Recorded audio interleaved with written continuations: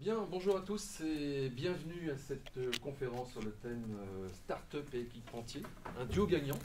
C'est vrai que ces entités peuvent travailler ensemble et donner naissance à de belles innovations.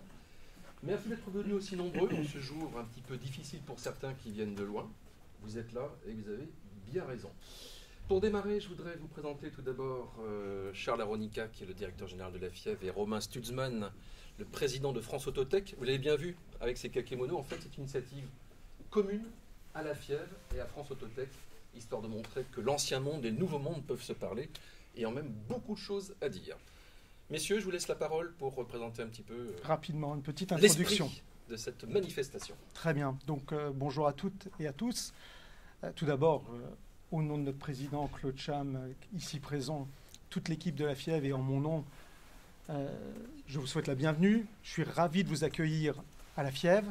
Je souhaite bien évidemment remercier France Autotech avec qui nous co-organisons cette manifestation et tout particulièrement son président, Romain Stutzmann, avec qui on a d'ailleurs pour objectif de développer des coopérations entre la FIEV et France Autotech.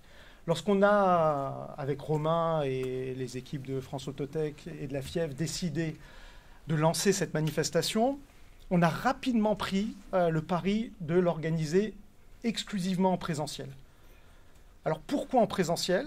Pour une raison simple, c'est qu'au-delà de notre objectif, qui est de vous faire découvrir, partager des expériences réussies de coopération entre équipementiers et start-up dans le domaine des nouvelles technologies, notre objectif, c'est bien évidemment également de créer du lien entre les équipementiers et les start-up, vous faire vous rencontrer, échanger.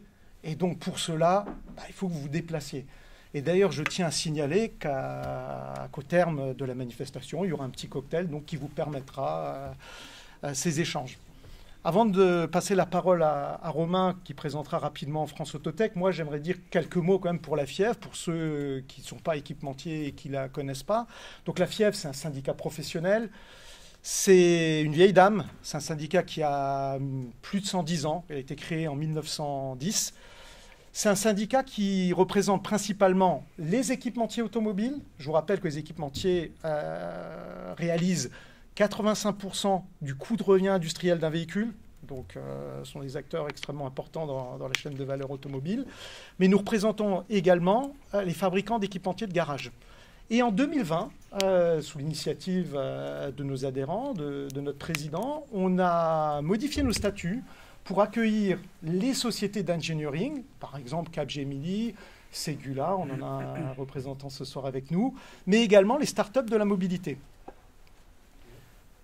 Et donc, pour nous, notre objectif, c'est d'avoir un spectre le plus large possible dans ce qui contribue à la fabrication d'un véhicule. Alors, la FIEV, comme toute organisation professionnelle, elle a plusieurs missions. Elle a la mission de conseiller, représenter, fédérer et défendre les intérêts de ses adhérents. Et on s'est fixé 3 objectifs et enjeux prioritaires. Le premier, c'est la neutralité carbone 2050. Le deuxième, véhicule autonome et connecté, avec le sujet particulièrement important pour les équipementiers de l'accès aux données. Et puis un troisième qui est fondamental, c'est la compétitivité de la filière automobile. Et je crois que dans ces 3 domaines, les coopérations entre équipementiers et constructeurs, lapsus, et start-up peuvent apporter des solutions. Voilà ce que je voulais vous dire. Merci à Laurent Meillot d'avoir accepté d'animer cette soirée. Merci bien évidemment aux différents intervenants qui prendront la parole par la suite. Et donc Romain, je te laisse la parole pour présenter France Autotech. Très bien, merci Charles. Bonjour à tous. Effectivement, on est ravis de pouvoir faire cet événement en commun avec la FIEV, qu'on remercie encore pour sa participation. Monsieur Cham, que je vois sur ma gauche, ainsi que Aurélie et toute l'équipe. Donc on est ravis. Vous avez quelques startups qui sont présentes également ce soir. L'idée vraiment, en tout cas nous, ce qui nous passionne et ce qui est au cœur de tout ça, c'est la notion d'innovation. Quand on s'est croisé, Charles, la première fois, je t'ai beaucoup parlé d'innovation, et quand on s'est revu, tu m'as dit, j'ai bien compris que la notion d'innovation était au cœur de ton discours, mais c'est effectivement ce qui finalement est au cœur des décisions qu'on prend. Comment est-ce que la boîte et les entreprises se projettent dans 10 ans, quelles sont les décisions qu'il faut prendre maintenant pour effectivement être performant dans 10 ans. Est-ce que l'entreprise, au-delà des discours, est vraiment structurée pour accueillir favorablement l'innovation? Les startups, en tout cas, c'est vraiment leur cœur de métier. Elles ont la difficulté d'avoir raison et de ne pas avoir raison trop tôt, de ne pas avoir raison trop tard. Il faut déjà qu'elles aient un produit, une solution qui leur soit favorable au marché. Et puis il faut aussi qu'elles rencontrent des entreprises avec lesquelles elles peuvent nouer des partenariats. Et donc ces événements-là, comme ce soir, font partie de ces événements qui, j'espère, pourront déclencher chez vous, auprès des startups présentes, des volontés de se connaître, de pourquoi pas travailler ensemble à terme pour vous aider à innover plus rapidement, plus facilement, en vous appuyant sur les startups qui disposent de solutions déjà existantes et qui peuvent vous faire aller plus vite et vous faire économiser du temps. Voilà. Et de l'argent. Donc c'est un peu le but de ces rencontres-là, d'ouvrir un petit peu, voilà, un peu une fenêtre sur le monde de demain, et puis de montrer, voilà, des 3 duos gagnants qui ont réussi à collaborer et comment on peut en tirer les best practices et les meilleures finalement leçons. D'ailleurs, je les remercie encore à nouveau d'être présentes ce soir et de pouvoir partager un peu leur retour d'expérience de ces collaborations-là. Voilà. Donc, France Autotech, en 2 mots, c'est 85 startups qui sont liées plus ou moins à la mobilité et à l'automobile, créées en 2017. Et donc, l'événement, la coupe de champagne avec modération qu'on partagera après pourra permettre peut-être de vous présenter ça plus en détail. Voilà, merci en tout cas à tous. Et à nouveau, et je vous souhaite de belles rencontres tout à l'heure. Merci, on vous retrouve tout à l'heure. Je précise que les 3 binômes dont font appel à des startups, qui toutes les 3 étaient au CES Las Vegas en début d'année. C'est un hasard. Ça se demandait si ça n'a pas été fait un petit peu exprès malgré tout. On va enchaîner avec Jean-Baptiste Yvon, qui est donc vice-président en charge des programmes avancés chez EFI Automotive, ex-Electrifil, une vieille dame qui se porte bien, qui fait beaucoup de choses dans le domaine de l'automobile. Et en fait, elle dispose d'un incubateur qui s'appelle Axandus. Et je vais laisser le soin à Jean-Baptiste d'expliquer comment il a accompagné un nombre déjà très conséquent de startups. Donc merci Laurent. Donc Axandus est une filiale du groupe EFI Automotive, qui est un équipementier automobile indépendant. C'est une société familiale française de 2000 personnes qui développe des capteurs électroniques, des actionneurs intelligents et des modules mécatroniques pour l'automobile. Forcément, et comme vous tous, cette société essaye de diversifier ses activités pour utiliser ses assets au mieux et de pouvoir se développer dans d'autres secteurs. Axandus a été imaginé il y a 9 ans, donc je m'en occupe depuis 9 ans. 9 ans, ça veut dire qu'on a déjà une expérience du business model que je vais vous expliquer. Donc Axandus est un accélérateur industriel de start-up. On ne fait pas de financement. On a une équipe de personnes, d'ingénieurs, donc d'une certaine expérience, et des jeunes, donc on mixe les jeunes et les plus anciens, qui se font une joie d'aider les startups dans leur développement industriel. Alors ça part de la conception, design to cost, les achats, l'industrialisation, la définition des moyens série. Et donc, effectivement, on a dû rencontrer 900 startups et depuis le démarrage d'Axandus, on a accompagné 120 startups. Les 2 spécificités d'Axandus, donc c'est le fait qu'on ait des gens d'expérience qui mettent leur expérience et qui sont très contents de travailler pour les startups. Ils sont autonomes par rapport au EFI, même si ils viennent de cette expérience automobile de grande série sur des produits mécatroniques. La deuxième chose, c'est que c'est une activité rentable, c'est-à-dire qu'elle est financée par les startups. On ne va pas chercher d'argent, les startups se financent par leur levée de fonds. Donc on commence avec des startups qui sont généralement post-amorçage et qui financent le travail que l'on fait. Alors bien sûr, ça peut être il y a plein de moyens de financer ça. Il peut y avoir aussi des financements BPI, Captronic, etc. À la limite, on ne regarde pas ça. Ce qu'on aide, c'est l'équipe de la start-up à développer son produit, à le chiffrer, à le fiabiliser et le mettre sur le marché pour réussir son scale-up. Donc on est plutôt sur la phase scale-up. L'intérêt pour un équipementier comme EFI, et la raison pour laquelle on a appelé ça Axandus et pas EFI, c'est qu'on veut absolument montrer que cette entité n'est pas liée à EFI. C'est-à-dire qu'on n'est pas là pour racheter les startups. Axandus, c'est une équipe autonome. Les contrats qu'on signe avec les startups sont des contrats de confidentialité dans lesquels même l'API appartient à la startup. Alors après, bien entendu, si certains sujets développés font l'objet d'un intérêt pour la start-up, afin qu'elle aille dans l'automobile, et on va en parler après, c'est quasiment impossible pour une start-up de 10 personnes, et on va le voir dans les exemples, d'aller toute seule dans l'automobile, il peut y avoir des projets d'innovation résultant de cette collaboration-là. Donc, sur 120 startups, on a une dizaine de projets d'innovation, dont on parlera tout à l'heure, qui concernent EFI. Donc, 120 startups accompagnées. Donc, on a un réseau Accendus. On a créé un label Accendus. Donc, on a une société à Nantes qui s'appelle Cercel, qui a mis en place aussi une équipe Accendus. C'est vraiment pas un investissement énorme, mais ça permet d'accompagner les startups. Donc là, c'est à Nantes. Cette société s'appelle Cercel. C'est une ETI industrielle de 2000 personnes. Et donc, je peux dire que toute société qui est intéressée par mettre cette énergie, parce qu'il faut quand même s'en occuper, au sein de son entreprise, on peut aider à expliquer quelles sont les bonnes pratiques, ne pas perdre du temps. Parce que nous, on en a perdu du temps, on a perdu d'argent sur les 2 premières années. Heureusement que c'est une société familiale que vous connaissez très bien, puisque moi, je suis venu souvent en relation constructeur-fournisseur quand j'étais directeur commercial. Donc, on est très habitué à la fièvre. Donc, la création du réseau Accendus, c'est quelque chose dont on pourra parler. Mais en fait, c'est une entité autonome et rentable qui est un peu la colonne vertébrale de la société sur l'innovation. Voilà, alors c'est un avant-propos, donc il ne faut pas que ce soit très long. Ce que je veux juste dire, c'est que Las Vegas, ce qu'on a démontré à Las Vegas et dont on parlera avec Aurélien tout à l'heure, est quelque part un des projets d'innovation qui émane de cette relation entre les startups. Alors là, il y a 2 startups, il y a 2 petites, et puis un équipementier. Voilà.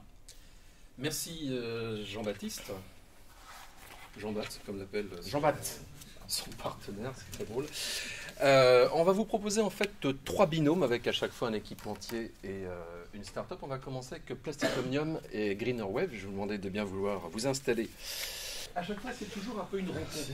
Il y a des circonstances toujours très spécifiques entre comment le contact se fait entre un équipementier et une start-up. Et là, en l'occurrence, alors on va regarder la slide d'après si Marie-Amélie, pour voir ce que c'est en fait. C'est le principe d'un radar 4D qui prend toute la place finalement du pare-choc. D'habitude, un capteur, c'est tout petit. Là, il est tout grand.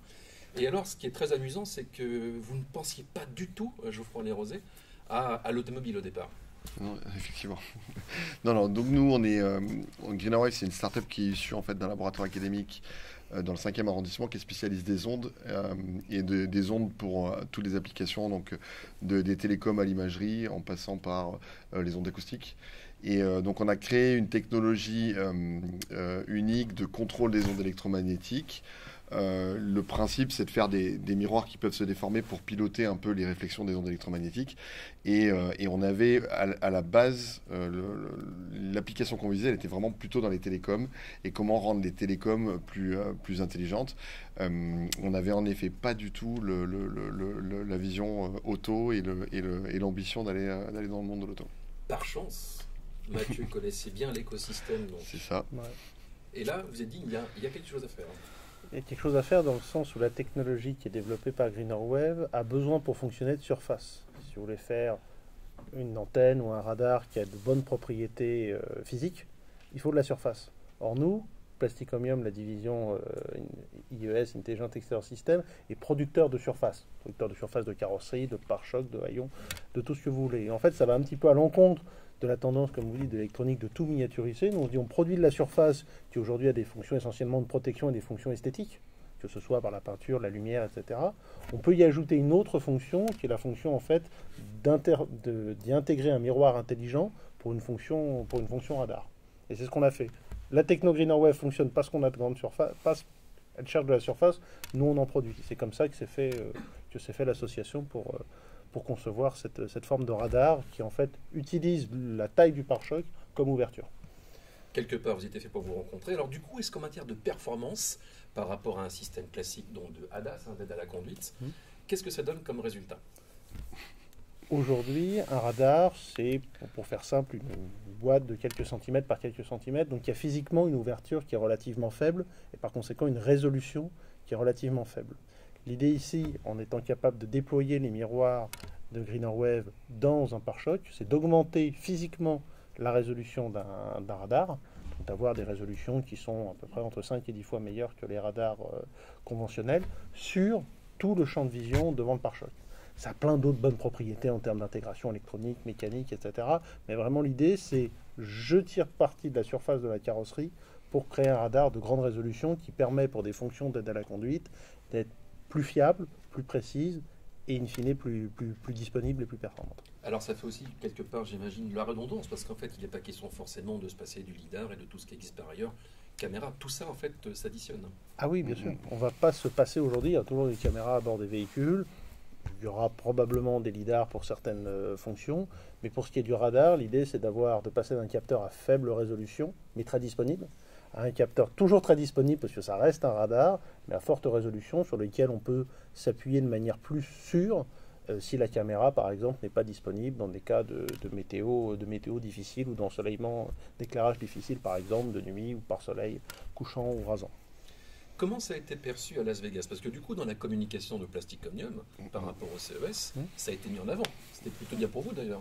Ah oui, ben pour nous, en fait, c'est une occasion unique de démontrer qu'on a une technologie qui passe dans le monde industriel. Donc en fait, on parlait tout à l'heure des difficultés des startups à attaquer des mondes comme celui de l'automobile. Et pour nous, c'est vraiment une validation à l'échelle géante de la capacité de notre technologie à donner des très hautes performances. Alors ici dans le monde du radar, mais dans le monde du contrôle des ondes électromagnétiques de façon générale pour moi. Et vis-à-vis de Plastic Omnium, nous on est dans une démarche côté pièces extérieures sur laquelle on a une position de leader aujourd'hui, où on intègre verticalement de la valeur. On a intégré verticalement de la valeur sur la partie éclairage récemment. La deuxième étage de la fusée, c'est l'intégration de valeur par la conception et la fabrication d'un certain nombre de composants pour l'aide à la conduite, et le radar en fait partie. Donc c'est complètement aligné avec cette stratégie d'augmentation de capture de la valeur à l'intérieur de nos pièces. Il y a des constructeurs qui ont dit j'achète ou ça m'intéresse. Il y a des constructeurs qui ont dit ça m'intéresse. En discussion. C'est bien déjà. Ça m'intéresse, je monte, je teste, j'évalue la technologie. C'est un objet qui est très nouveau, in fine, donc pour lequel il y a une familiarisation qui est nécessaire. Mais un certain nombre d'entre eux disent ça a toutes les bonnes propriétés. Montrez-moi sur mon véhicule que ça fait ce que vous prétendez. Je pose une question peut-être un peu néophyte, mais est-ce que du coup ce radar géant, il pourrait être déployé sur d'autres surfaces du véhicule? Enfin bon, là on est sur le pare-choc, mais est-ce qu'on peut imaginer sur l'aile ou sur d'autres points? Peut-être, déjà juste préciser que ce radar, il est basé en fait sur des puces qui sont celles utilisées par les autres fabricants de radars.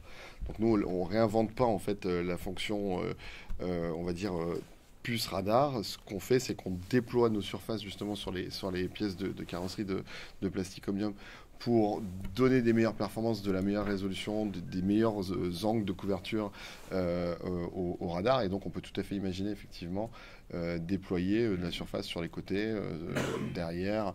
On l'a en tête et on le fera certainement dans le futur. Moi j'ai souvenir il y a quelques années, ça sur un salon, je crois que c'était au Mondial de l'Auto, mais il y avait un concept car en fait Plastic Omnium, il y avait de la lumière partout, enfin ça courait le long des flancs. Donc effectivement le fait qu'on mette des capteurs tout autour du véhicule, c'est pas idiot en tant que tel de penser à ça. Ça a un sens, et puis les déployer de manière à la fois à couvrir le véhicule, mais à les mettre dans des zones où la valeur est relativement protégée, parce que dans ce capteur tout n'a pas la même valeur.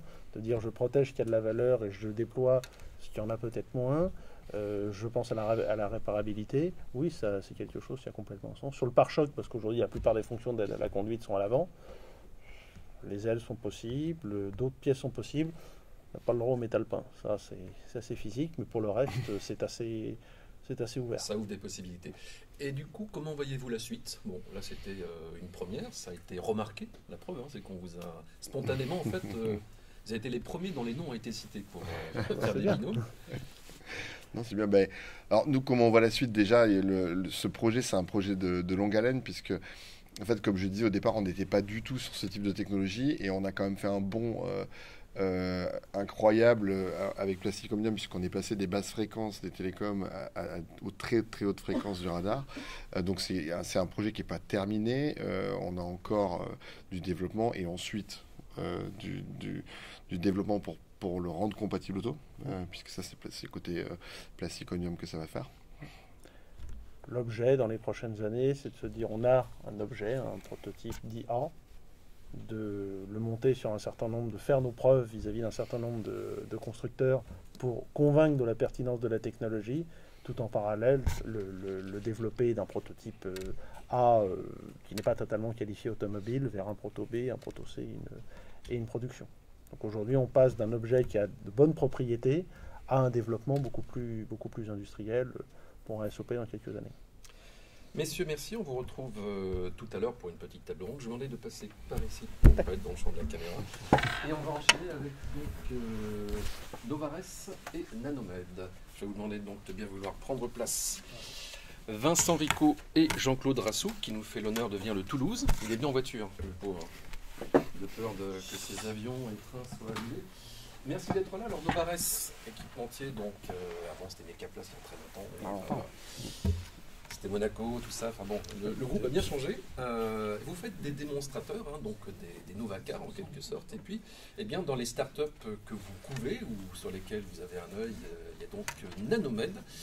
Pareil, Nanomed, Jean-Claude Rassou, l'automobile, c'était pas forcément ce qui était. Non, pas du tout. Ouais, tout à fait.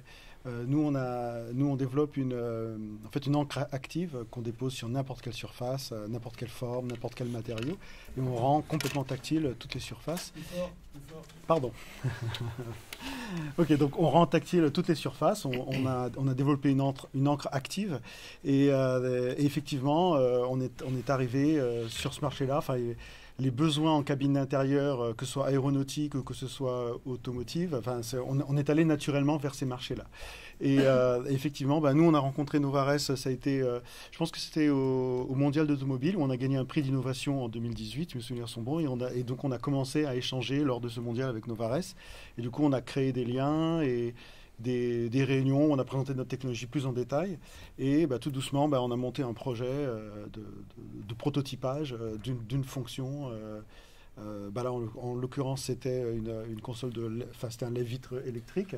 On va le voir d'ailleurs, ouais. On a l'image qui suit derrière. Voilà. Oui, voilà, donc en fait, là, ce que vous voyez, c'est nous, notre encre, on l'imprime sur une sorte de... Bon, on va dire que c'est aussi fin qu'une feuille de papier, on va dire, donc c'est un substrat.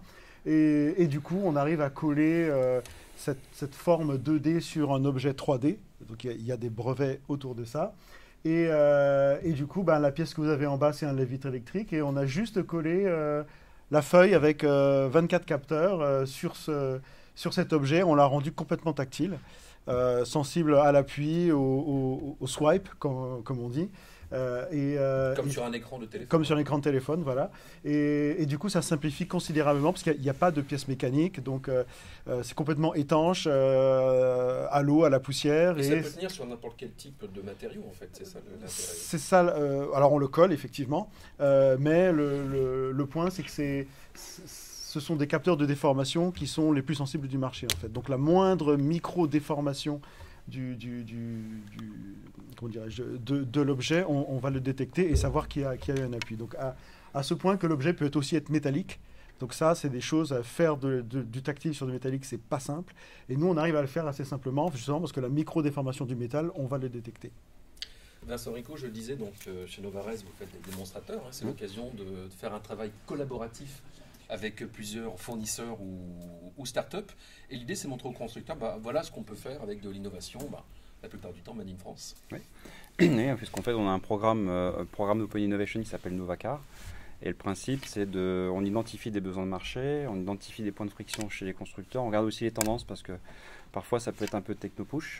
Et on met tout ça en prototype et dans des Novacar, et qui ensuite, en fait, font le tour du monde. Donc, en général, on commence par l'Europe, on va aux US, ensuite on va en Asie. Pendant le Covid, on a limité l'Asie, mais on est quand même allé aux US.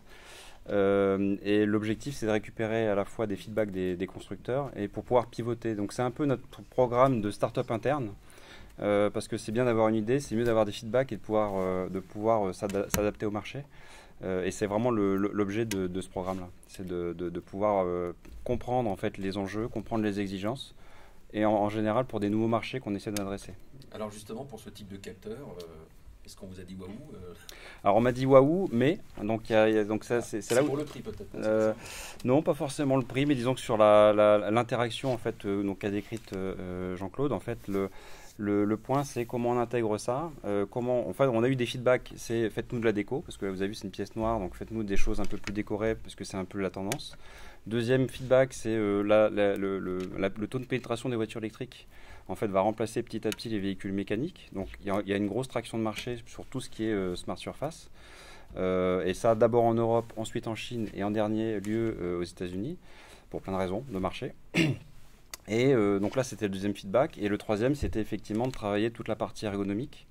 On avait fait ça on a développé la pièce et les projets qu'on avait développés ensemble sur des idées qu'on avait. Et c'est tout l'enjeu, c'est de développer des brevets, développer des solutions et ensuite les confronter aux besoins de marché et de pouvoir boucler tout en ayant une protection d'idées.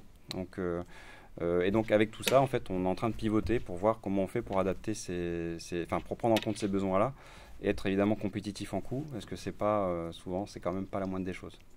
Alors justement, par rapport à ces questions, est-ce que sur un plan économique, la technologie peut rentrer dans les clous?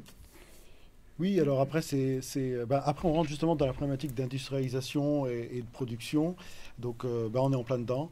Ce qui était intéressant avec Nomares, c'est que quand ils ont démarré le projet, en fait, ça démarre par un audit. Et donc, c'est-à-dire que on a un audit qui nous dit, pour être c'est une notion de TRL, pour être en TRL 7, c'est-à-dire être prêt à commencer à faire l'industrialisation, voilà tous les points sur lesquels il faut être vert. Donc, c'était intéressant pour nous, parce que ça nous permet de nous confronter à ce que demande un industriel au niveau du monde de l'automobile.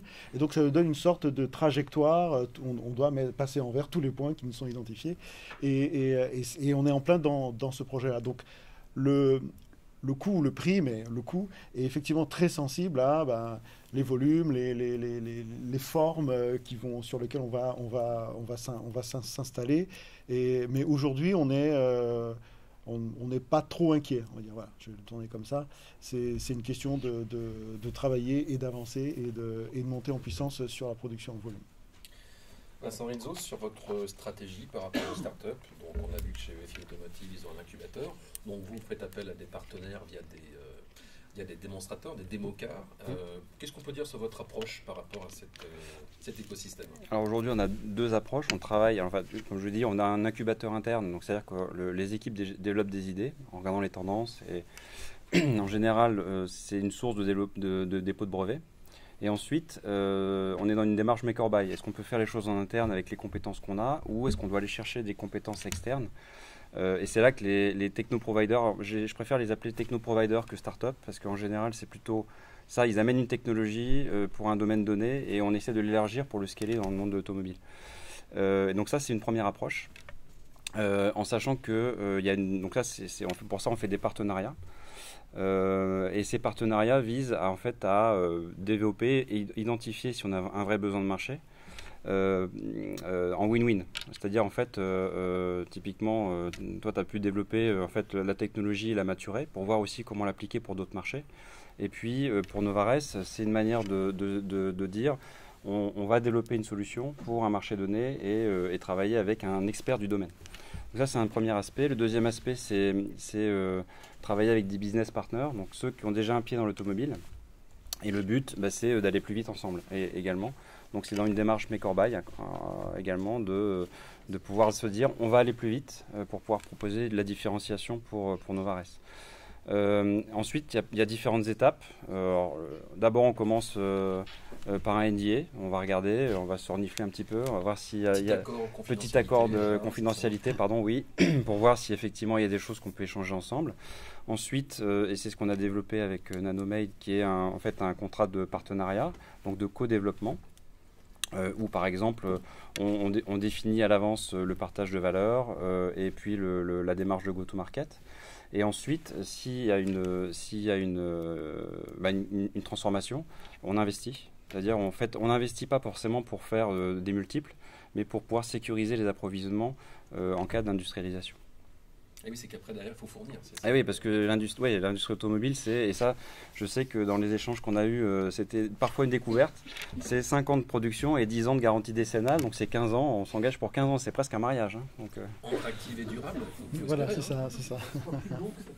C'est parfois plus long qu'un certain mariage. Oui.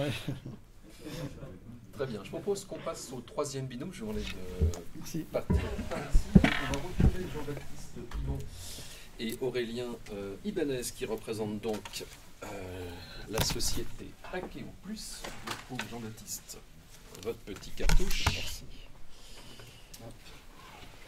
Alors, Akeo Plus, start-up, mais qui aujourd'hui est un peu plus lié finalement à la galaxie EFI Automotive. On va peut-être d'abord reprendre le film dès le début, comment s'est fait la connexion.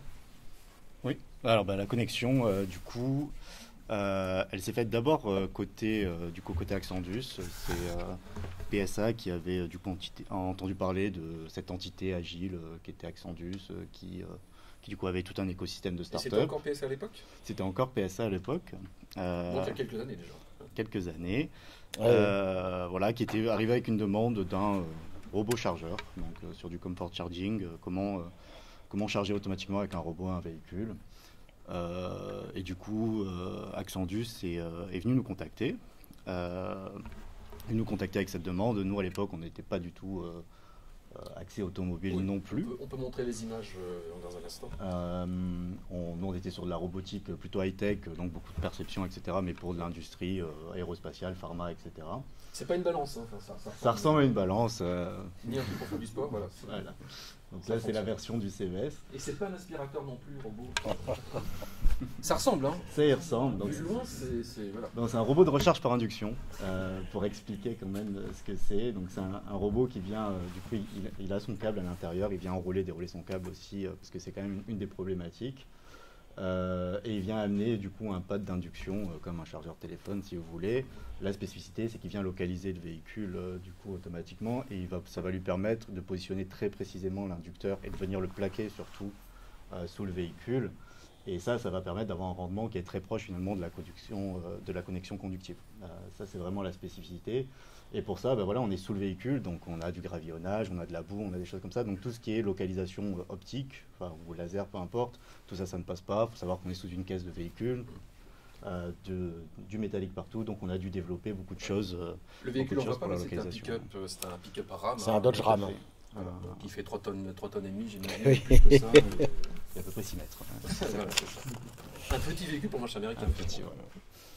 Donc ça s'est fait comme ça. Ça s'est fait comme ça. Oui, donc Stellantis a décidé de présenter ça au salon, puisque en fait c'est une co-innovation de Stellantis. Ils ont des brevets, on a des brevets. Là, on est vraiment bardé de brevets sur ce sujet-là. Puis la recharge par induction par contact permet d'améliorer l'efficacité. On a une isolation galvanique de fait. Donc par rapport à toutes les solutions à câble, c'est une solution qui nous semble intéressante. Mais on a dû faire plusieurs étapes parce que les premiers robots à chenilles étaient des robots chers. Et donc, ce qui a été présenté à Las Vegas, ce qui est en cours de développement, vous descendez le prix jusqu'à atteindre... Carlos Tavares a dû regarder ça. Carlos Tavares. Alors, au CES, on a été dans un petit nuage parce que le truc a été présenté par Carlos Tavares, le patron de Dodge Ram. Il y avait la vidéo du robot présenté par eux. Et lors du salon, on a dû voir tout le staff de Stellantis, c'est-à-dire le patron de Ram, le VP achat de... D'ailleurs, c'est ce que je voulais dire. Pour moi, Las Vegas, c'est un excellent moyen de voir des gens qu'on n'arrive pas à voir en temps normal parce que leur agenda est booké. Vraiment, hein. Et c'est après seulement que la vidéo est passée sur BFM. Ouais, alors qu'à Las Vegas, la veille de la journée du salon, ils sont complètement disponibles, ils ont que ça à faire parce qu'ils viennent voir ce qui se passe. Et là, vous avez un moyen vraiment extraordinaire de rencontrer ces gens-là. Et donc cette solution est complémentaire avec ce que fait Jean-Baptiste Sega, qui s'appelle aussi Jean-Baptiste, qui est Hippie Tender, mais ce sera une autre... C'est la petite remorque qu'on met... C'est la petite remorque, oui. Électrique, effectivement. Ouais. Voilà. Alors du coup, maintenant, Akeo donc, est lié à EFI. Est-ce que ça change quelque chose par rapport à cette agilité ou, voilà. Oui, alors ça c'est un sujet effectivement. Donc au début, c'était effectivement finalement Axandus qui venait demander presque une prestation finalement, à Akeo+.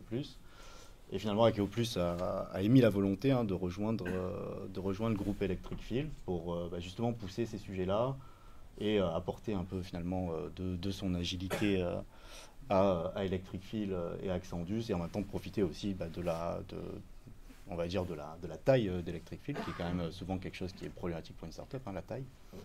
Et finalement, ça a fait écho tout de suite chez Electric Field, puisqu'ils avaient une volonté de diversification aussi de leur activité.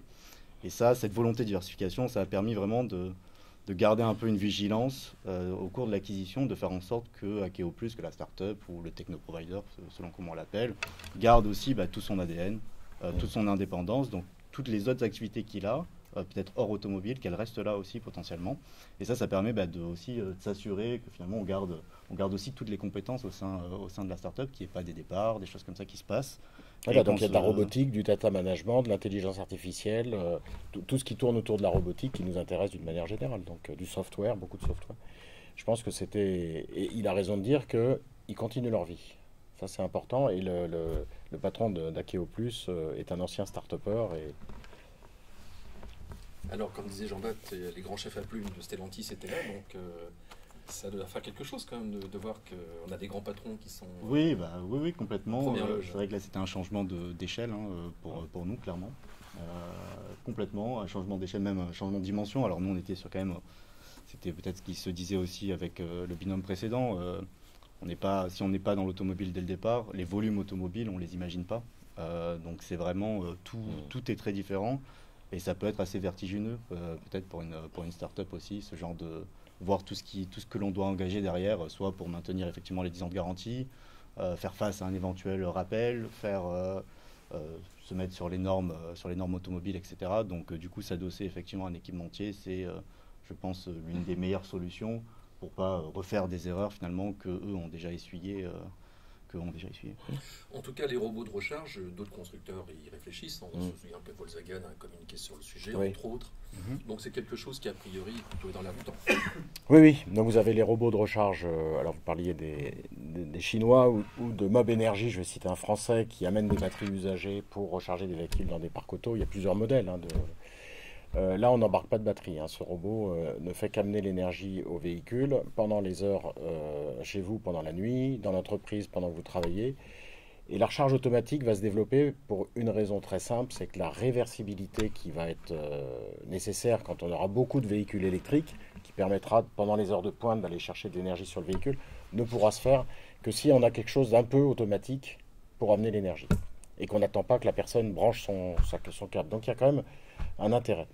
Ce qui fait qu'aujourd'hui, donc, on va monter une société sur une activité, Hands-Free Charging, avec des constructeurs, avec des énergéticiens. Donc, grâce à ce projet, on est en train de monter finalement une activité autour de ce sujet-là et on accompagne d'autres startups sur ce sujet-là.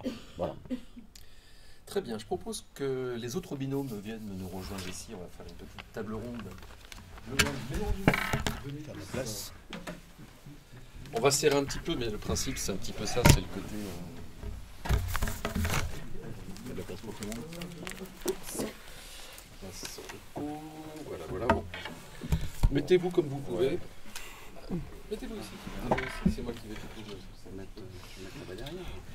Alors, l'intérêt, donc, c'est que c'est une discussion que je vais commencer et vous allez poser des questions, que c'est important. En plus, on est dans une salle qui va permettre un petit peu l'échange. On va donc revoir un petit peu quelques points. L'intérêt d'abord du CES Las Vegas, qui devient en fait le lieu où c'est plus facile entre Français de se rencontrer, apparemment.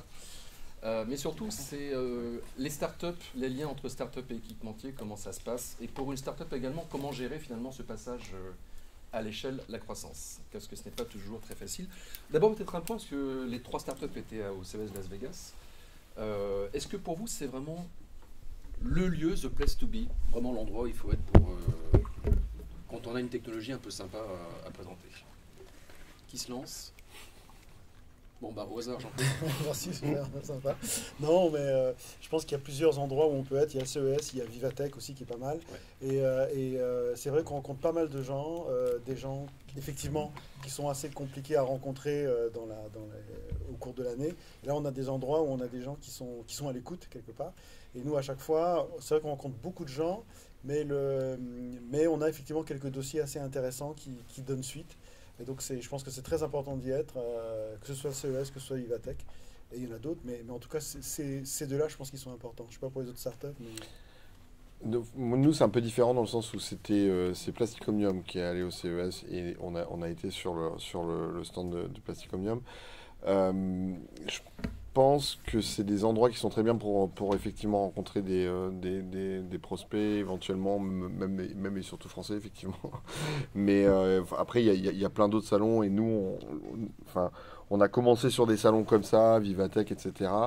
Maintenant, on va sur des salons un petit peu plus spécialisés, où finalement, peut-être qu'il y a un peu moins de grand public, mais beaucoup plus de vrais décideurs. de prospects possibles. Oui, effectivement, c'est un peu la même situation, parce que alors on avait là la vidéo par exemple, c'était sur le stand de Stellantis du coup, et la partie RAM du stand de Stellantis. Il y avait aussi un stand Electric Feel sur lequel on présentait une version aussi un peu plus light, un peu plus lightweight, beaucoup plus petite, oui. Parce plus que compact. En France, c'est des véhicules quand même. Voilà. Vous voulez dire qu'ils font moins de 3 tonnes, ça? Ils font moins de 3 tonnes, c'est moins de 6 mètres. Voilà. Pour l'instant. On verra bien.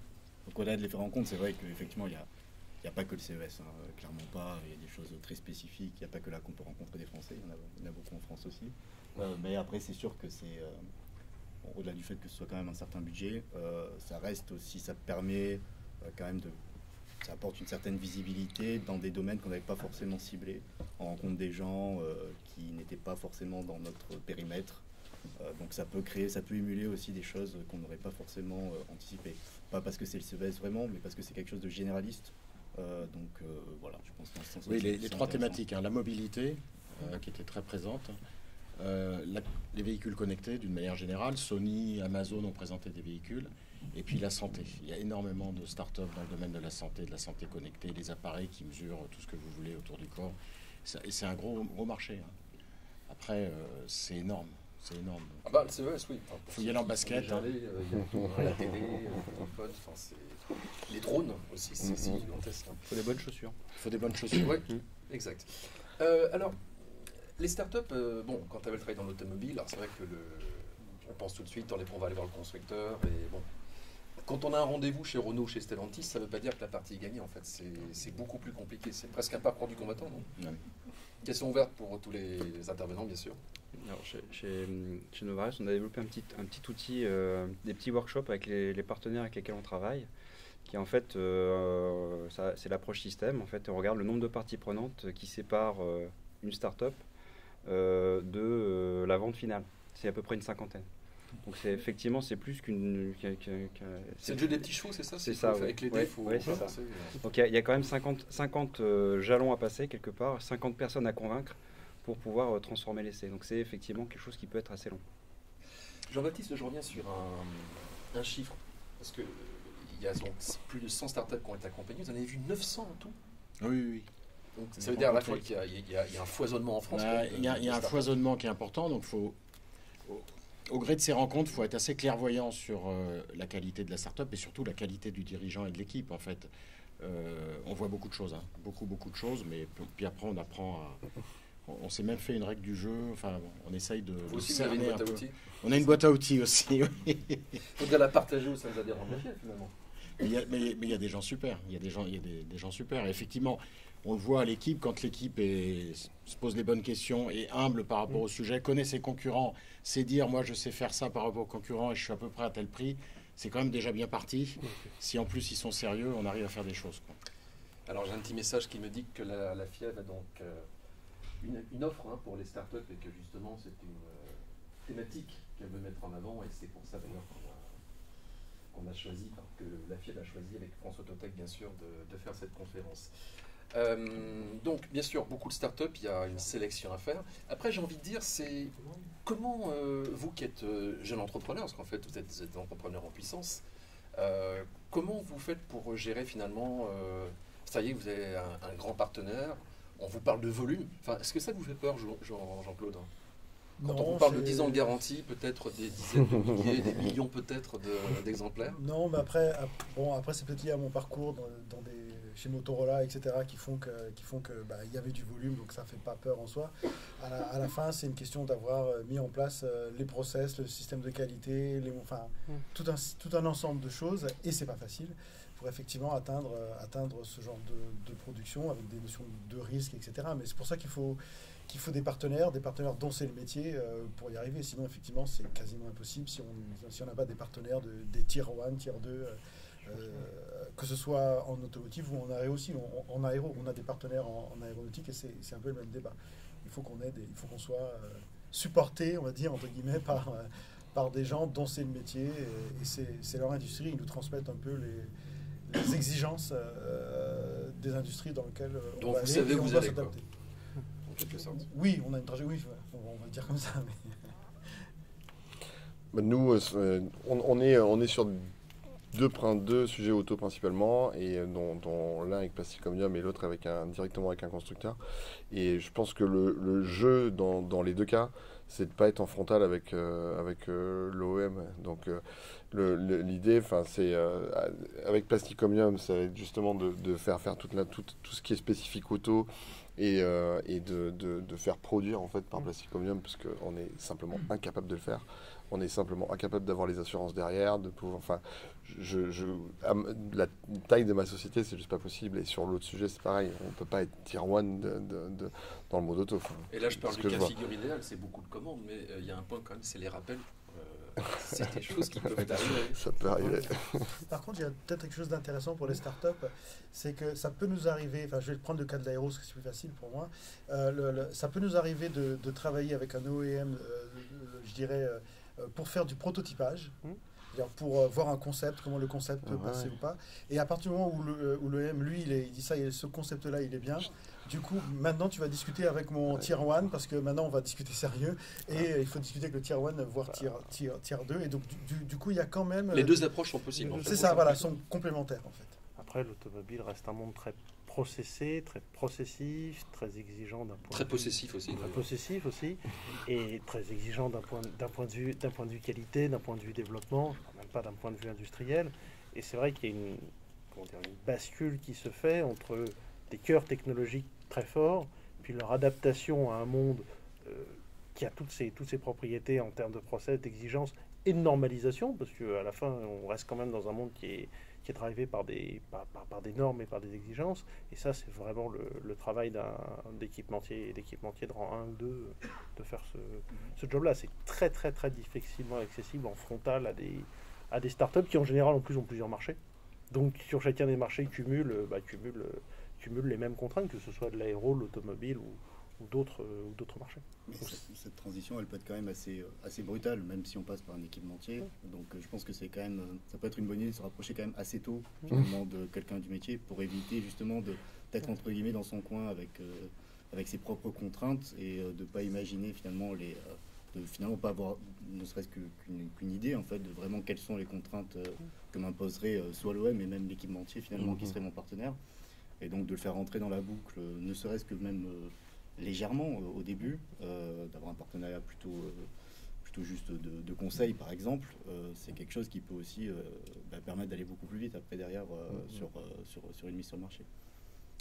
Tout à l'heure, Jean-Baptiste, vous parliez de votre façon finalement d'analyser le profil des startups. Des fois, on se dit, bon, il a une super idée, mais c'est dommage parce que vous sentez pas tellement l'entrepreneur, ou parce qu'il est peut-être trop gourmand ou trop ambitieux. Enfin, voilà. Oui, mais c'est clair, oui. La relation humaine est très importante. Il faut sentir le truc. C'est pas facile, donc on a des critères, mais bon, faut sentir, faut poser des questions, faut essayer de faire le tour du sujet et d'essayer d'aller au fond des choses. Mais j'ai pas la réponse, c'est tellement compliqué d'identifier la bonne... Autant de profils, autant de peut-être... Alors après, dans le cadre d'Axandus, on est assez ouvert, c'est-à-dire qu'on a des startups de la mobilité, de l'IoT, de l'usine 4.0, des robots. On a pas mal de choses sur les robots, y compris les robots agricoles, donc c'est assez ouvert. Donc ce dont je vous parle, c'est après, une fois qu'on a appris à travailler avec l'équipe, qu'on peut se dire, les gars, ils tiennent la route, on peut aller plus loin. Bon, c'est ce qui s'est fait avec Akeo et puis la société qui fait l'induction avec qui on travaille. C'est des choses qui se font dans le temps. C'est en travaillant ensemble qu'on voit l'intérêt de mettre de l'argent s'il fallait mettre de l'argent. Pour l'instant, on ne le fait pas, ou d'aller plus loin, ou d'investir. Mais on aime bien cette phase de test, de test pratique avant d'investir. Alors, il y a plusieurs choses. Il y a donc l'approche où en fait on arrive à séduire un partenaire, donc l'équipementier. Voilà, ça oui. Il met un petit peu d'argent dedans, il vous aide à faire la preuve de concept. Et puis après, il peut y avoir une seconde phase. C'est soit la start-up en fait reste autonome, ou bien d'une certaine façon, elle peut passer sous contrôle ou avoir une part du capital qui est partagée avec l'industriel. La plupart proposent des fees, de dire moi je mets au point la technologie avec vous. Alors je ne sais pas si c'est ce que vous faites. On n'a pas préparé. Il va répondre après. Ils disent je licencie ma technologie et si vous produisez, vous me donnez X% du prix de vente. Bon, c'est ce qui se fait. Alors après, dans une démarche comme celle-là, ça veut dire que c'est l'équipementier qui se tape toutes les ennuis.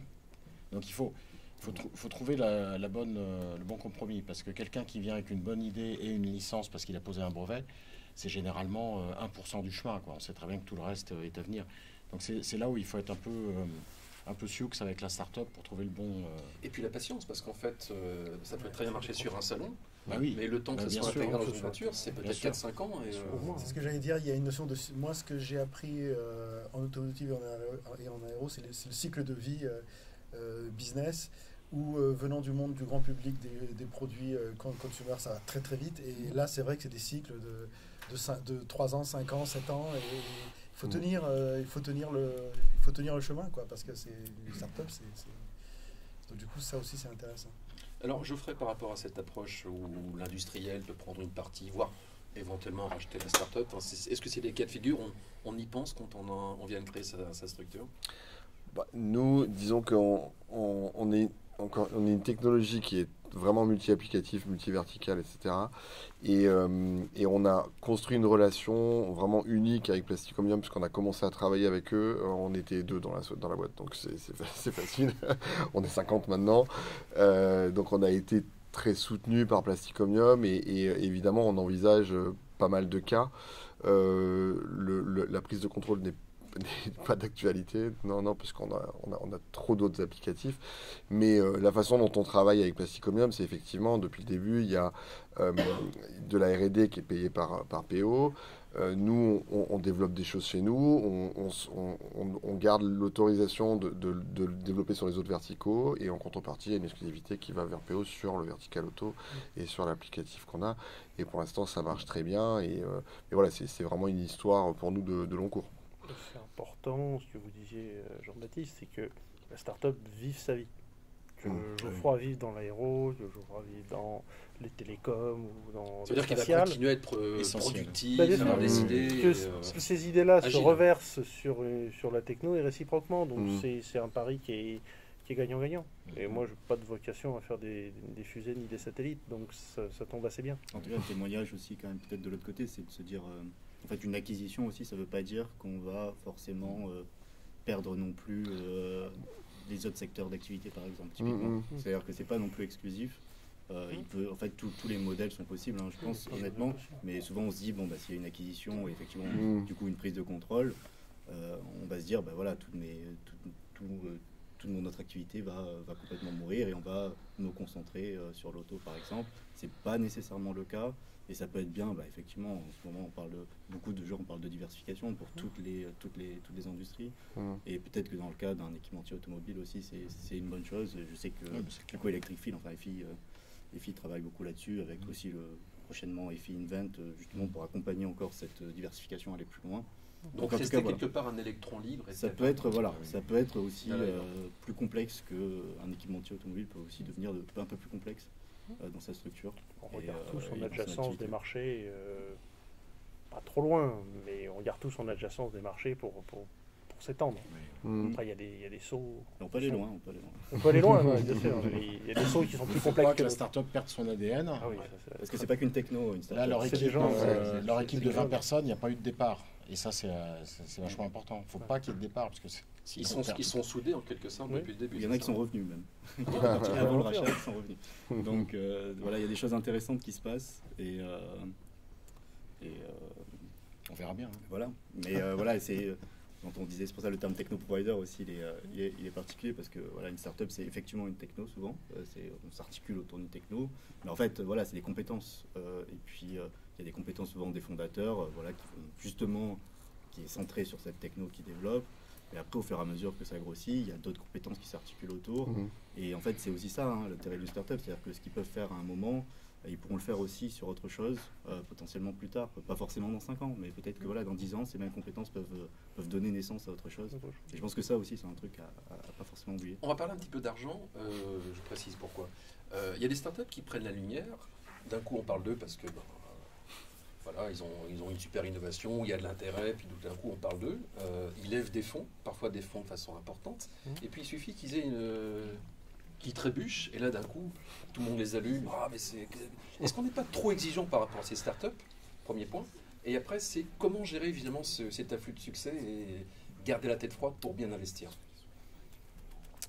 Je sais pas, mais c'est une vraie question. Je pense que la levée de fonds n'est pas le seul indicateur, surtout pas le seul indicateur. Il faut regarder le marché, les concurrents et le positionnement.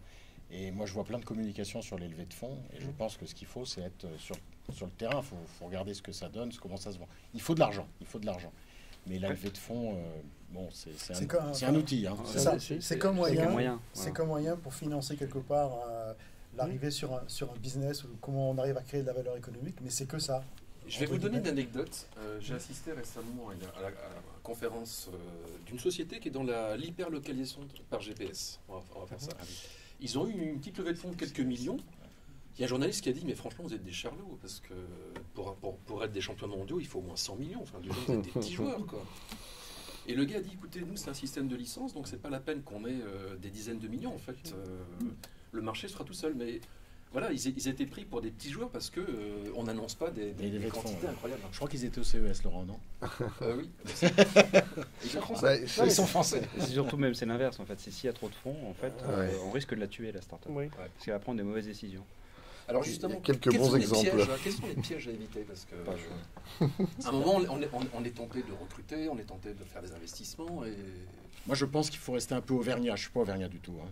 Mais d'investir ce qu'on a et puis alors c'est la région de rester près de ses sous et puis d'y aller doucement, quoi. Ce qui est important, si vous voulez, c'est la levée de fonds, ça brille, on peut communiquer, etc. Ce qui est important quand vous travaillez avec des entités, c'est au fond, il y a une techno, il y a des hommes, c'est comment on va faire du business ensemble. Et quel est l'état d'esprit dans lequel vous voulez faire du business. C'est juste pour développer une techno, il y a de super labos académiques pour ça, il y a des entités pour ça. Si vous voulez faire des œuvres sociales, il y a des associations pour ça. Là, on parle d'entreprises, donc qui sont censées faire du business. Et la vraie question, c'est de se dire au fond, dès le début, si vous partez de l'hypothèse que les gens qui viennent vous voir ont une technologie qui est propre, qui est saine, qui a de bonnes bases, vous partez avec un optimisme a priori, c'est au fond, si tout ça marche bien, comment on s'entend pour faire de l'argent? Autant peut-être et pour partager la valeur aussi. Oui, comment on partage ensemble de la valeur, et autant poser la question dès le début, parce que c'est ça, in fine, qui va déterminer le succès ou l'échec de la collaboration. Et pareil pour une levée de fonds, c'est-à-dire, voilà, on va confier, que ce soit un fonds d'investissement ou un corporate, X euros à une boîte, comment elle va l'utiliser pour maximiser la valeur pour elle et pour son souscripteur. Voilà. Et c'est ça qui est la question fondamentale, au-delà de la valeur absolue, à mon avis, de l'investissement. Je pense que sur les levées de fonds, nous justement, on n'a pas tellement levé de fonds. En fait, on a fait des levées de fonds au tout départ en seed, et puis ensuite, on a une histoire un peu compliquée qui fait qu'on a justement jamais levé de fonds. Et donc on s'est autofinancé, notamment via des partenariats avec Plastic Omnium. Et effectivement, on est beaucoup moins sur les projecteurs, on vit beaucoup plus en Auvergnat. Et j'espère qu'il n'y a pas d'Auvergnat dans la salle.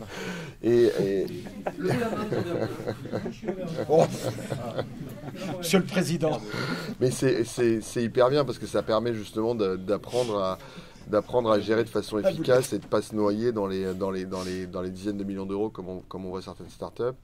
Et du coup, à mon avis, de mieux préparer des futurs levées de fonds. C'est un peu comme quelqu'un qui gagne à l'euro-million, finalement. Vaut mieux que je pense. On mette l'argent sur un compte et qu'il ne touche pas pendant quelques temps. Enfin, je pense. Qu'on sache où on le met. C'est-à-dire qu'on... Oui, déjà. C'est sûr. Je pense après, la levée de fonds a le bon goût de pouvoir permettre un gros focus sur une roadmap et pas trop se disperser. Donc, alors, est-ce qu'il y a vraiment un tropisme French Tech? Bon, là, je rappelle, c'est un événement quand même qui est FIEV et France Autotech. Donc, on voit qu'il y a beaucoup de Français qui vont à Las Vegas. Enfin, globalement, on voit par rapport au brevet. Enfin, la France est un pays où il y a quand même un certain dynamisme par rapport à l'innovation.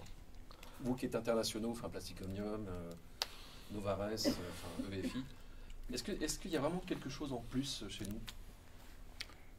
Il y a Valeo dans la salle, je crois. J'ai vu qui dépose beaucoup de brevets. Non, mais oui, en France, Renault aussi. Mais non, mais je pense que oui, on est assez bon en créativité, en brevets, en innovation, mais il faut les transformer, quoi. Il faut arriver à transformer ça. C'est le côté business en fait après qui peut poser problème. Je sais pas, mais il faut vraiment arriver à regarder les brevets qu'on arrive à transformer pour. Surtout qu'un brevet, c'est une invention. Hein. Une innovation, c'est un brevet qui a trouvé son marché. C'est vraiment là on peut avoir des bonnes idées, on en a, mais il faut vraiment le transformer. C'est la partie commerciale. C'est la partie commerciale qu'il faut vraiment. Et c'est dans la collaboration, typiquement, ce qui est apporté, c'est ça.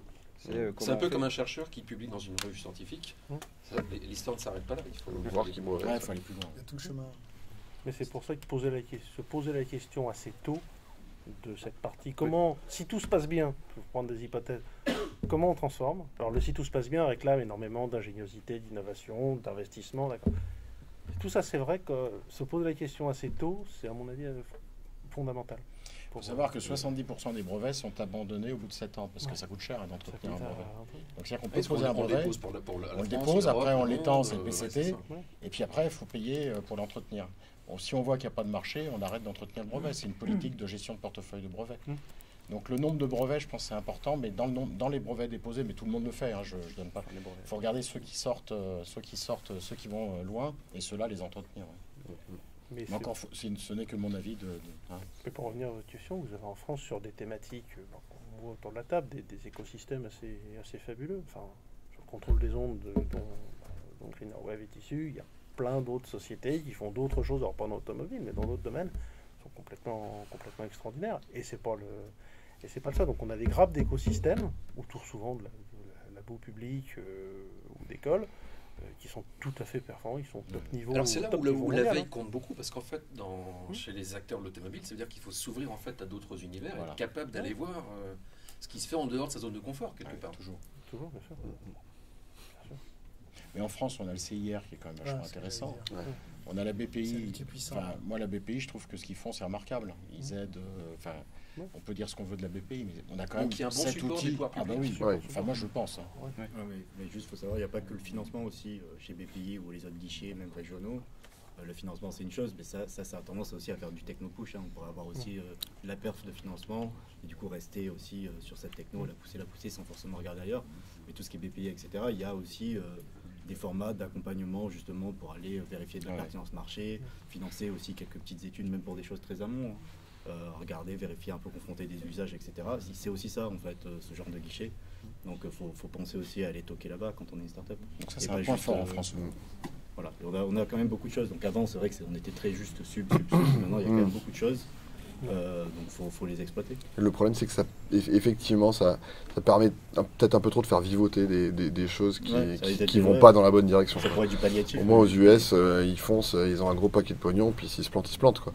Et ici, sachant que s'ils échouent, ils ont le droit de recommencer. Ah oui, complètement. C'est pas forcément autorisé ici, ça, mais...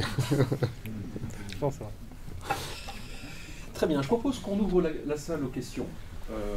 Si vous avez des interrogations par rapport à vos amis. Une petite chose, j'aimerais savoir s'il y a des représentants de Carpe Diem et de ZF dans la salle. Est-ce que c'est le cas ou pas? Parce qu'on parlait en fait des différentes sociétés où parfois il y a des prises de participation, et ça a été le cas récemment. Carpe Diem en fait a eu un investissement de la part de ZF pour du paiement électronique lié au véhicule. Question ou témoignage?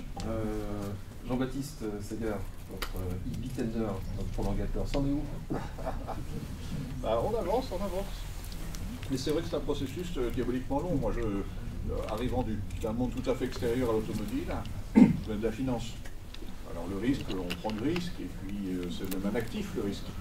Et donc quand on prend une décision, on y va, et ça prend quelques mois. L'automobile, le risque est un truc qu'on évite, et pour arriver à créer le consensus, là, les 50 personnes qu'il faut aligner, surtout quand c'est une innovation de rupture, c'est invraisemblablement difficile, je dois dire. Donc ça nécessite beaucoup d'énergie, d'étudiants, etc. Puis les sujets techniques sont difficiles aussi, c'est pas bon. Mais bon, on avance très très très bien avec ça. Parce que le risque qu'on prend quand ça prend du temps comme ça, c'est qu'entre-temps, la technologie à laquelle on a porté elle peut progresser de son côté aussi. Et du coup... en l'occurrence, ça tombe bien parce que sur la question de la voiture électrique, je ne sais pas si vous connaissez ce qu'on fait, mais nous on fait une solution de batterie modulaire pour permettre à une voiture électrique mass market, donc dotée d'une batterie de taille modérée, de voyager l'esprit tranquille. Donc finalement, on résout un problème difficile qui est de dire je veux une voiture pas chère qui soit capable d'aller loin et facilement. Ça, c'est un problème sur contrainte. Mathématiquement, il faut une batterie petite et grosse à la fois. Donc, il n'y a pas d'autre solution que soit de charger dynamiquement en roulant par la route, soit d'avoir une batterie modulaire qu'on puisse rajouter. Alors ensuite, il ne faut pas impacter la charge utile du véhicule, etc. Donc, c'est une remorque. Je comprends qu'il trouve ça long. Une remorque derrière ma voiture, c'est pas à gagner comme ça à l'attaque. Donc, il faut éliminer les défauts de la remorque Il faut qu'elle s'attelle de manière robotisée, et il faut qu'elle soit autoguidée en marche arrière. Sinon, vous marquez Kilou tout sur le côté, ça se verra moins quand même. Et donc l'innovation, c'est ça, c'est d'abord la remorque autoguidée en marche arrière avec un brevet, et ensuite robotiser la tâche de la remorque, et ensuite progressivement grignoter le terrain auprès des constructeurs. Et donc chez Stellantis, on a très bien avancé. Chez Renault, on est en train de réavancer, avec des hauts et des bas, etc. Je trouve qu'on travaille avec Plastic Omnium également dans le cadre d'un projet d'innovation. Donc merci d'ailleurs, c'est vraiment intéressant. Et il y a un vrai engagement de la part de Plastic Omnium. Donc effectivement, je peux confirmer que c'est vrai. Alors on en est au tout début. Et donc voilà, c'est un long chemin.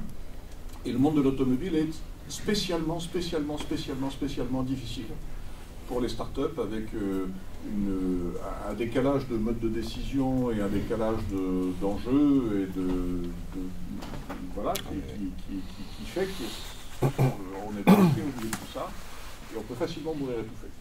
Si vous permettez, je vais demander peut-être leur réaction aux startups qui sont là. Est-ce que vous avez senti cette rigidité ou cette crainte de prendre des risques? Moi, j'ai 2 exemples.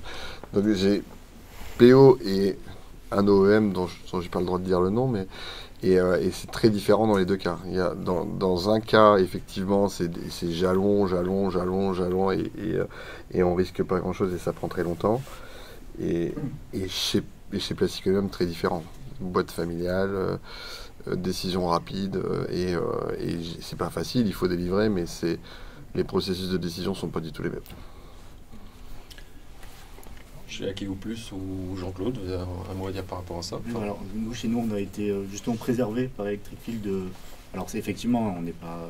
Ça reste aussi une boîte familiale. Comme quoi, l'équipe entière boîte familiale, c'est un bon placement. Voilà, c'est un bon placement. En tout cas, déjà, Accendus aussi. C'est vrai, je pense qu'il y a un truc. Il y a un truc, mais Accendus aussi, ça donnait déjà une culture un peu start-up. Donc, ils étaient déjà au contact de start-up, connaissaient un peu les rythmes, le rythme start-up qui n'est pas forcément le même. Qu'une boîte de 2000 personnes, forcément, mais voilà, pour l'acquisition, par exemple, on a été préservé, on a gardé même, on n'a pas pris les process, par exemple, de la boîte, on est resté, nous, avec nos propres standards, nos propres procédures, etc., à part peut-être comptablement, où effectivement, il y a un peu plus de demandes, mais à part ça, il n'y a pas eu d'impact, et ça, je pense que c'est aussi quelque chose qu'il faut garder, quoi. Qu'il faut quand même garder parce que ça peut être étouffant. Je pense, à 20, si on a des process qualité qui demandent 5 personnes pour les suivre, c'est une responsabilité. Nous, on ne cherchait pas à processer, on n'a pas racheté Akeo Plus pour processer Akeo Plus. C'est pour leur capacité de. Il faut juste l'inscrire dans le workflow de travail de l'équipementier, par exemple, et que ça rentre après dans les autres process, mais finalement que ça ne soit pas contaminant en amont sur ce que fournit la startup. Merci, je me tourne à nouveau vers nos auditeurs. Est-ce qu'il y a des questions ou des témoignages, monsieur? Oui, je voudrais revenir un peu. J'ai fait ma carrière dans l'industrie automobile, chez Renault, dans l'agence Renault Nissan. Et le dernier projet que j'ai piloté là-bas, maintenant j'ai quitté l'entreprise, je suis consultant indépendant et j'aide justement les startups ou les ETI à développer leurs innovations jusqu'au bout. Voilà, par l'expérience que j'ai. Et le dernier projet que j'ai piloté, c'est les études de la R&D des solutions hybrides et plug-in hybrides qui équipent la gamme Renault depuis début 2020. Et donc dans ce projet-là, j'étais dans la grande entreprise et on a effectivement regardé quelles innovations on pourrait mettre, parce que le projet a duré quand même longtemps, parce qu'on a longtemps hésité pour se lancer dans l'hybridation, puisqu'on remplaçait des versions diesel qui étaient très rentables par des solutions électriques qui étaient plus du tout rentables. Et donc à chaque fois, les directeurs de programme, ils disaient votre truc c'est bien, mais j'ai plein de voitures avec lesquelles je gagne de l'argent et qui me proposent des bagnoles avec lesquelles je vais en faire. Donc ça a duré longtemps. Avant qu'on appuie sur le bouton, et bien merci, on appuie sur le bouton, sinon ça aurait été compliqué. Et donc dans ce projet-là, il y avait des moteurs électriques innovants avec un flux axial, etc., qui étaient plus compacts. Mais finalement, on ne l'a pas pris, enfin je ne l'ai pas pris parce que, comme je vous dis, une grande entreprise, c'est compliqué, ça a des processus, ça prend des décisions. C'est pas une société française qui a développé ce moteur? Dans le Lot. Je me souviens de ça. Mais c'est pas des Auvergnats. C'est pas des Auvergnats. Effectivement, dans l'entreprise, vous avez les directions métiers déjà qui, elles, ont leurs relations avec leurs achats et leurs fournisseurs. Et ils ne veulent pas prendre non plus des risques sur des projets un peu compliqués. Donc, finalement, on n'a pas pris parce qu'il y avait trop d'incertitudes et de toute façon, le projet, il est obligé de s'appuyer sur ses métiers internes. Il ne va pas prendre de risques. Donc ce truc-là n'a pas été pris. Il y avait aussi un système de pompe à chaleur parce qu'un véhicule électrique, il n'y a pas de chauffage, le moteur est arrêté, on n'a rien pour chauffer, donc il faut chauffer électriquement. Bon, ça non plus, on n'a pas pris parce qu'en architecture, c'était un peu compliqué, incertain. Donc, pour dire que effectivement, dans un grand groupe, il y a beaucoup de contraintes, il y a beaucoup de personnes à convaincre qu'on va prendre ça. Qui fait que finalement et en face ça tue quelque chose qui ça tue un peu l'innovation quoi. Mais c'est pour ça quand même le point d'entrée c'est quand même les équipementiers hein, parce qu'ils ont beaucoup plus de souplesse que les grands groupes. Je suis sûr que ce que vous dites ravit Charles le président. Et l'autre point que je voudrais aborder c'est avec Jean-Baptiste Yvon, ce que vous faites, je suis surpris chez EFI parce que vous avez un truc d'open innovation mais qui ne s'adresse pas qu'à l'entreprise. Oui. Vous êtes ouvert sur beaucoup d'autres qui ne rapportent pas à l'entreprise en fait. Non. Hein, donc c'est un business modèle qui marche parce que vous dites c'est... parce qu'il est financé, donc les 10 personnes, 12 personnes de l'équipe sont financées, donc elles ne coûtent pas à l'entreprise par les startups. Mais ça permet de voir des technos, de croiser tout un tas de choses, de voir beaucoup de solutions et après de se faire une idée. Oui, dans le cadre. Mais vous avez raison, l'entreprise familiale l'a fait au départ, en 2000, pour aider les startups à se développer. C'était pas financier. Hein. D'accord. Parce que j'ai vu chez Renault, il y avait un circuit d'open innovation, mais ils regardent quand même, on ne s'occupe pas trop de ce qui ne peut pas être automobile. Quoi. Je veux dire, on est quand même un peu... Oui, mais on est en train d'aller dans le vélo, les motorisations de vélos électriques, dans plein de choses qu'on n'aurait jamais fait sans Axendus. La lumière, on fait EFI Lighting, les tissus lumineux qui vont démarrer en fin d'année, c'est grâce à Axendus qu'on a démarré cette activité. Non, je suis impressionné par... voilà, donc... mais ça n'existe pas trop... Vous avez d'autres entreprises qui ont ce secteur-là? Non, un modèle comme celui-là, non, parce que c'est un modèle au sein d'une entreprise industrielle. Et c'est pour ça que je lançais un appel pour dire on voudrait lancer un label Axendus, donc tous ceux qui sont intéressés. Non, mais parce que c'est ouvert, c'est un système qui peut intéresser d'autres entreprises. Hein. Mais il faut vouloir investir, il faut être prêt à mettre des ingénieurs uniquement pour les startups et puis être conscient que le gain il vient après. Oui. Mais c'est très intéressant pour les startups en tout cas. Vous voyez, la société du Lot dont vous parliez, je l'ai rencontrée 2 fois. Ça permet quand même de voir des choses. On n'a pas été plus loin, mais ça permettait de voir quand même pas mal de solutions innovantes en peu de temps. Et ça montre une fois de plus qu'en France, on a des idées, qu'il y a quand même des, des entreprises qui ont des solutions. Oui, bien sûr. On voit beaucoup de choses. Hein. Merci pour ces témoignages. Est-ce qu'il y a d'autres témoignages justement, ou questions, ou interrogations suite à ces présentations? Merci déjà pour tous les témoignages. Moi, je viens de rejoindre une start-up aussi, donc représentant comme monsieur de quelqu'un qui vient d'arriver. J'ai un secteur très, très différent du digital avec des délais de mise sur le marché beaucoup plus rapides. La question c'est est-ce que les innovations dont on a parlé aujourd'hui, c'est une question plutôt pour les représentants des start-up aujourd'hui, est-ce que c'est le fruit de pivots ou d'évolutions que vous avez eues tout au long de votre cheminement? Et sinon, est-ce que vous vous êtes donné un délai à partir duquel on a parlé des temps longs, de la version risque, etc. Et tout entrepreneur se dit à un moment donné, s'il ne trouve pas de marché, soit je suis à court de liquidité, soit c'est qu'il n'y a pas de marché et qu'il faut faire évoluer l'idée. Et est-ce que vos innovations, vos idées, on l'a vu aujourd'hui, encore merci, très pivot, et sinon, est-ce qu'il y avait vraiment une deadline qui vous était donnée en disant à partir de date X ou Y, si on n'a justement pas de débouché, on passe à autre chose et on avance. Alors oui, c'est complètement des pivots. Alors il y avait, nous on était en fait, c'est le problème de la boîte qui sort dans la voie académique parce c'est vraiment une techno. Donc une techno c'est pas un produit et c'est vrai que pousser une techno c'est hyper compliqué. Et donc il y a eu des réflexions sur qu'est-ce qu'on pourrait faire. Et après, dans les 2 cas, on est venu nous chercher. C'est-à-dire que on a fait des démos d'époque sur, par exemple, moi, dans le cas de la collaboration avec Plastic Omnium, on a démontré une antenne et directement l'innovation groupe PO, donc dans laquelle Mathieu était, avec Ronan Stéphane à l'époque, ils ont directement vu, tiens, c'est hyper compatible auto, on va en faire un super truc. Et pareil pour l'autre topic où on n'avait pas du tout prévu d'attaquer l'auto, mais ils sont venus nous chercher. Et donc c'est vraiment des pivots. Mais de toute façon, moi, je sais pas de vous, mais je pense que personne n'ira si c'est pas tiré par quelqu'un du secteur, parce que les temps sont tellement longs, les budgets sont tellement considérables et les barrières à l'entrée tellement énormes qu'à la fin, moi je peux pas y aller sans avoir l'assurance d'avoir du soutien d'un Tier 1, d'un OEM, de quelqu'un du domaine, quoi. Merci. Vous voulez compléter Oui, c'est ça. Nous, c'est une série c'est tiré par les clients. C'est une série de POC qu'on fait qui marche plus ou moins à un moment. Et c'est au travers des proof of concept qu'on arrive à comprendre si un marché intéresse des gens et si on décide de mettre de la R&D dessus, d'avancer. Et c'est un peu comme ça qu'on découvre, parce que c'est une chose de planifier, mais la réalité, la vraie vie, elle est différente en fait. Donc il faut à chaque fois s'adapter. Et il n'y a que l'accès, il faut aller au plus vite vers le client en fait. C'est vraiment ça, parce qu'on peut se faire des rêves pendant des années, en tout cas développer longuement une technologie, il faut aller très très vite vers un client, même si tout n'est pas fait, etc. Et aller par des séries de POC pour vraiment se conforter sur le fait qu'il y a des gens qui sont intéressés. Et après, pour répondre à votre question c'est le cash flow qui décide, qui décide de quand on s'arrête, parce qu'on suit les courbes de cash flow et on voit, voilà, là on a 1 an de fuel, 2 ans de fuel, 3 ans de fuel. En fonction de ça, on fait des levées de fonds ou pas, etc. Et de toute façon, on sait que quand la courbe va être proche du zéro en cash, on sait que c'est la fin.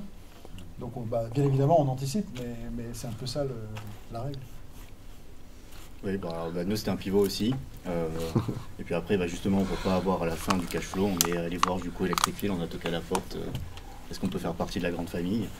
Et c'est une façon, du coup, de retarder un peu cette étape de planification, mais il n'empêche qu'au final, on était toujours aussi sur de l'incrémental, quand même, pour avancer au plus vite. Donc se mettre des échéances à chaque fois, c'était 9 mois, par exemple, pour faire des POC, 9 mois de POC, 9 mois de benchmarking sur le POC, une diffusion un peu pour avoir du feedback. Puis après, on fait 9 mois de redesign to cost, 9 mois le proto, et on est au CES. En gros, c'était ça notre timeline, à peu près sur 3 ans. Donc c'est quand même, faut faire de l'incrémental, je pense, pour vraiment confronter à chaque fois les évolutions et pas toujours rester en autruche et travailler comme ça sous terre. Avec une notion temporelle, parce que du coup, il y a quelque chose d'intéressant, c'est que nous, on a eu des gens qui étaient très intéressés par des POC et qui ont disparu et qui reviennent 2-3 ans après. Ouais, ça, ouais. Et très motivés, et ça avance. Donc quelque part, il faut faire très attention à ça. C'est pas parce qu'on a un POC qui semble marcher avec des gens qui semblent faire de l'attraction, c'est pas pour autant que c'est gagné. Il faut savoir tenir jusqu'à ce que la mise sur le marché se déclenche. Est-ce que vous serez à Vivatech dans les 3 qui sont là dans les startups? Oui. Vous, oui. Non. En visiteur. En visiteur. Bon, vous serez équipe auto? Parce qu'il y a équipe Oui. auto Lyon. Ah bah oui. Vous avez vu la grande affiche là à l'extérieur? 28-30 septembre. Voilà. Et les startups sont les bienvenus. Voilà. Si vous voulez plus de renseignements, Charles peut en parler. Il y a Aurélie. Oui. Et France Autotech d'ailleurs est partenaire d'Équipe Auto Startup sur équipe auto. Ah non, mais on y sera à Lyon. Voilà, c'était. Ah oui. Ça se passe chez les Auvergnats, enfin presque. Ça se passe. Est-ce qu'il y a d'autres questions au témoignage, s'il vous plaît? Oui. Sylvain Félix, on a développé chez QCP un nouveau logiciel de covoiturage qui partage les revenus avec les collectivités territoriales mais qui n'est pas lancé. Est-ce que votre fédération s'intéresse aussi aux applications qui pour le coup ne rentrent pas dans les exemples d'aujourd'hui, qui étaient plutôt l'innovation hardware? Alors Charles, je ne sais pas si tu veux en dire un mot, ou président Charles. Moi je vais vous répondre. Moi je suis plus de Charles, je suis le président de la FIEV. Donc nous dans la FIEV on est convaincus que la mobilité aujourd'hui doit être financée pas de façon verticale mais de façon transverse. On en est tellement convaincus que j'ai pris la décision avec les administrateurs en 2019 de prendre tout le patrimoine de la maison qu'on a accumulé pendant 110 ans. On l'a mis à l'extérieur dans un fonds de dotation qui s'appelle Kéros. Ce fonds de dotation a besoin d'assistance. Et ce que l'on fait, c'est qu'on finance toute application, enfin, on finance un certain nombre de projets d'intérêt général qui nous sont soumis. Alors, on a un comité d'investissement, c'est étudié, et bon, l'équipe auto de 2022, on a financé 4 projets pour un montant réduit de 500 à 600 000 euros, si ma mémoire est bonne. Donc, mais il faut que ce soit, si vous voulez, d'intérêt général. Peu nous importe. On ne peut pas financer une innovation qui va avoir une application strictement commerciale pour une entreprise. Il faut que, compte tenu du statut du fonds de dotation, nous ayons un intérêt pour la collectivité. C'est pour ça qu'on a développé justement un mode de rémunération du covoiturage qui se partage entre nous et les collectivités territoriales. Nous, on se rémunère sur les adresses entrées et les adresses mémorisées. On laisse aux collectivités territoriales tout un système click and go par icône qui crée du revenu pour elles. Donc nous on a ce fonds. Alors il est tout petit, hein, enfin quand je dis il est tout petit, il est relativement doté en termes financiers, mais ce qu'on a fait, le capital est imprescriptible. J'ai pas voulu que les gens viennent puiser dans la caisse parce que comme je vous l'ai dit tout à l'heure, je suis un Auvergnat et un vrai. Mais c'est très bien. Je ne compte pas les en général, les souches, c'est les compter. Donc j'ai vendu le patrimoine imprescriptible. Et par contre, tout ce patrimoine, par exemple cet immeuble, vous voyez, on l'a mis dans notre fonds. Elle a été vendue, le produit de la vente de cet immeuble est rentré dans le fonds de dotation et tout ça est géré par des banques. Et le produit du capital est distribué. Voilà. Parce qu'on considère, si vous voulez, c'est une philosophie que les administrateurs, j'en ai un à côté de moi derrière, cet argent ne nous appartient pas. C'était de l'argent qui avait été accumulé, qui dormait dans le capital de l'association depuis des années, et bon, c'est pas notre argent, c'est l'argent qui a été produit par le travail des équipementiers qui sont nos adhérents. Et nous considérons qu'il est normal que ceci retourne donc à la filière, et c'est pour ça qu'on l'a placé dans ce fonds de dotation. Voilà. Merci pour cela. Peut-être une dernière Votre patron a fait partie des décideurs oui, je sais, oui. de cette affaire. Oui, je sais. Merci. Bonjour, Cyril Servenet, Motors.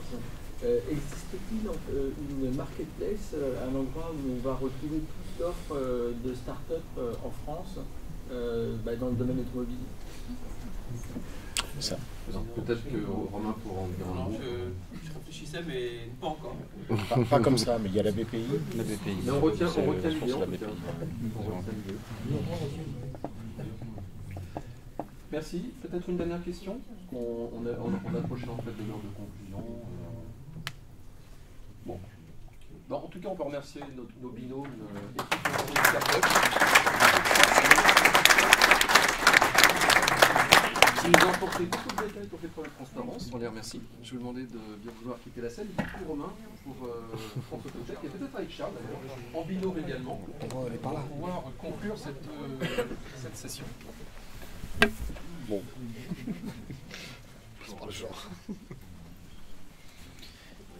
Écoutez, pour conclure rapidement, encore un merci à tous les participants et les intervenants. Et on voit bien effectivement une forme de difficulté pour les startups. On voit bien que j'aimais bien l'image du fuel et du cash flow, enfin du cash qui reste en banque et du fuel donc qui nous reste dans le réservoir.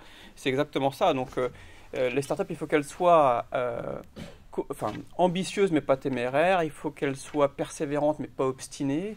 Donc la limite n'est jamais évidente à trouver, et en même temps, voilà, pour innover globalement, on dit que les décisions les plus difficiles font beaucoup plus appel au courage qu'à l'intelligence, et c'est pour ça que moi je remercie encore les équipementiers, et là, ceux qui ont pris la parole pour pouvoir aider les startups à innover et à avancer. Voilà. Donc encore merci à tous.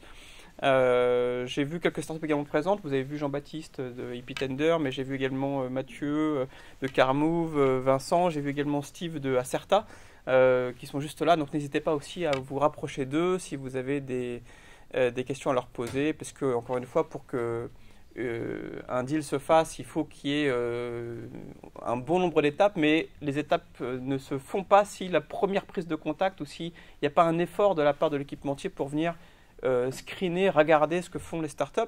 Donc ces événements-là servent à ça, à créer cette petite étincelle, j'espère, pour pouvoir créer ces deals-là. Donc merci à tous.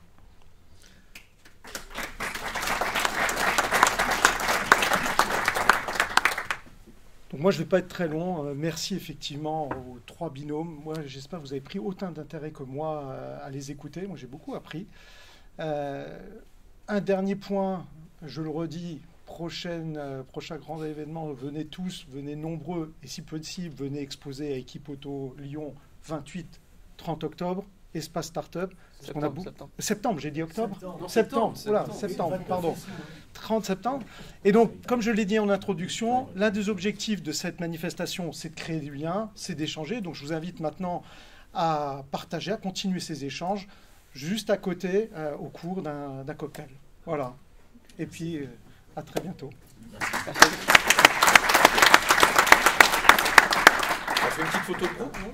Oui, allez, une photo de groupe avec le président. Avec le président. On va faire une petite photo. Moi aussi. C'est intéressant. La belle. Oui.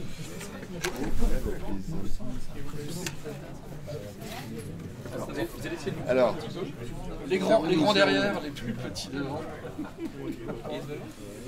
Moi, je reste derrière. Vous êtes presque au complet. Jean-Claude, vous mettez un petit peu devant. Voilà, comme ça va. Voilà. Cheese. Allez hop. Cheese.